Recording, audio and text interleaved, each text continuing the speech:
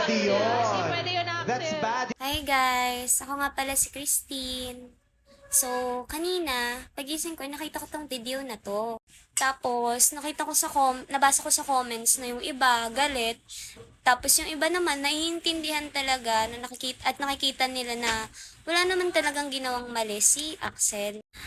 Ang totoo po kasi niya, wala naman po talagang balak si Axel na ibeso ako. Tsaka hindi ko talaga naramdaman na gusto niya akong ibeso.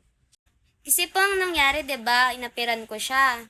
Tapos, parang gusto niya akong ihag. Tapos, since nakaupo ako, ang awkward ng position. Ang feeling ko kasi na gusto niyang gawin, ihag niya ako, tapos itatap niya yung likod ko. Parang comfort ganun, parang tropa, igaganyan niya. Kaya yun, yumuko siya. Nabanda dito, kasi itatap niya nga siguro ako eh. Parang magtropa. Sa pagtropa, di ba, pag, alimbawa, yung tropa mo, malungkot. Ganun ka magano, di ba? Okay lang yun, be. Ganyan. Tapos, di ba, yung posisyon na yun, parang na-misinterpret ng mga host yun. To clarify lang po, wala po talagang nangyaring halik.